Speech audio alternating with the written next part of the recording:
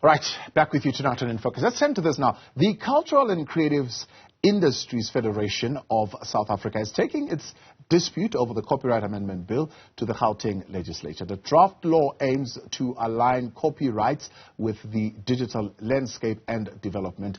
Artists say the bill in its current form will open them up for exploitation. Right, joining us now to make sense of this Copyright Amendment Bill is artist and activist and Member of Parliament, Eugene Mthethwa. Good to have you, and thank you very much for your time, Yabos. Thank you for having me, and good evening to all your viewers at home. It appears to many artists that there is a concerted effort in government to railroad this particular amendment bill, despite some interested parties not fully backing this particular initiative. What's your view? First and foremost, Mr. Mzuli, you would realize, or you would rather remember, that historically this particular bill was caused by the fact that when Mastatini died, he died poor. And the question was, why artists are dying poor? But when you look at the voices that are at the front of this bill, it is the very multinationals that were said to be exploiting artists. They are the ones who have so much voice, bigger voice. And I must say that I was disappointed by the African National Congress in Parliament when they passed, using their majority vote, passing something that suppresses artists, the very same artists that they wanted to salvage from exploitation. They wanted to salvage from dying poor. But they are the ones who are using that majority vote to say, let this particular bill go forward.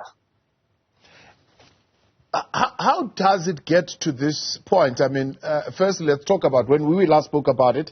It was taken back to President Ramaphosa because the artists were saying there needs to be particular changes that needed to be done to it, particularly around digital rights, and it needs to be explicit around digital rights and how artists get to benefit from those. Were those changes made? Were there any significant changes made now that it's back? Well, I'll say it again, that the artists who are supposed to be saying much about the bill are not heard.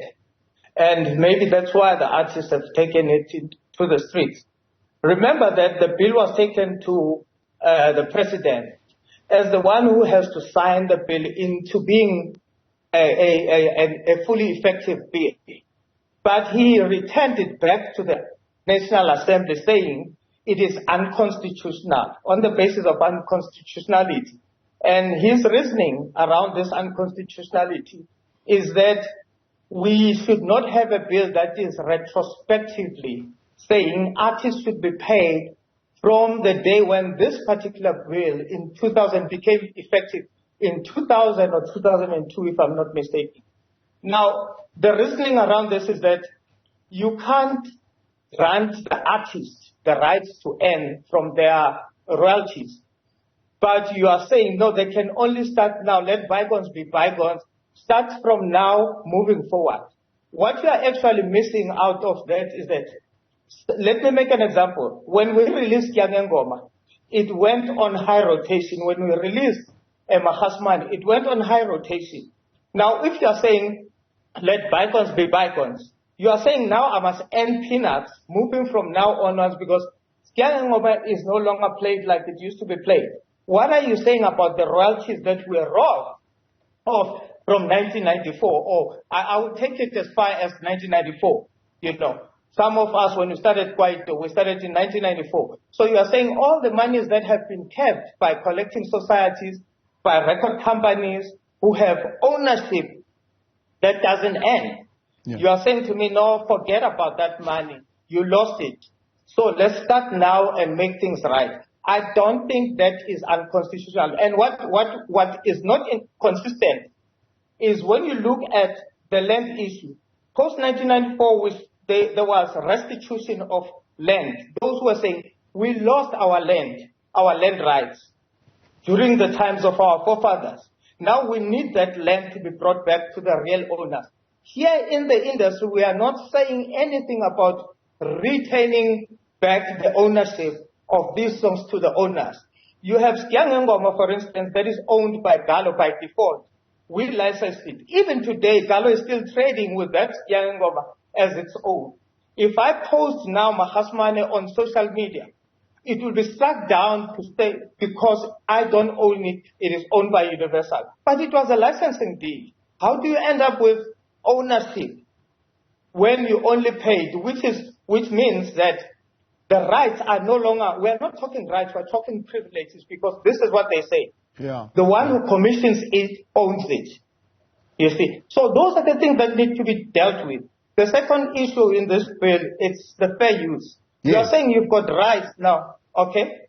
No, fair use. Just expand a little bit on that, because there's an argument around the clause fair use, and it's creating some degree of legal uncertainty. Yes, in law you don't create a situation that is ambiguous, okay? You don't use such terms that are ambiguous, because when you say fair is not quantifiable, okay? It will require, in fact, this is what it's saying. You've got rights, but after giving you rights, let's take them away in a subtle way by saying people have rights to use your stuff, your works fairly. But what is fairly? What is fair to you might not be fair to me. What is fair to me might not be fair to you. Now it pushes everybody to go via the court to then decide whether what was used of your works was it used fairly or not. It's a systematic oppression. We have moved away from political oppression and political exclusion. We are now systematically excluded, especially in terms of the economy, our participation in terms of economy. So you're saying, as the EFF, you are not in support of this bill at all. It was pushed through the National Assembly.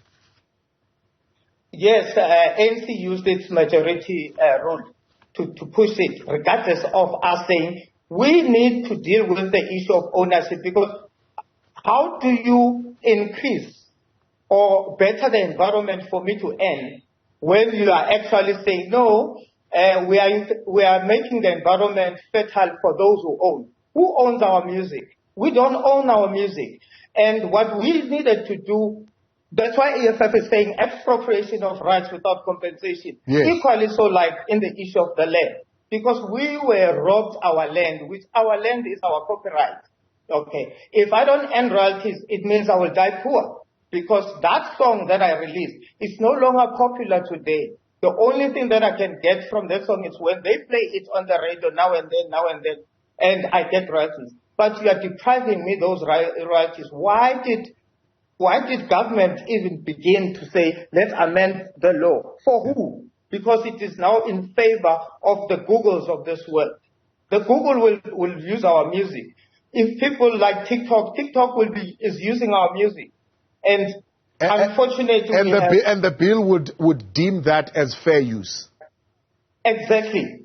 I mean, they are using it. They are using our music right now. Yet the law that deals with that usage, which is what they call communicative rights, it's not in existence. And already there's a contract that has been signed by Samro and Capasso in anticipation of the law saying, yes, it's okay, you can use it fairly. Now, boss, that is why we are always excluded. We are always excluded in the mainstream economics. That is why I took the stand to say EFF stands for me and many other artists. Boss, I appreciate your time. Let's leave it there. Thank you very much for coming on. That is a Member of Parliament, artist and activist there, Eugene Mthethwa.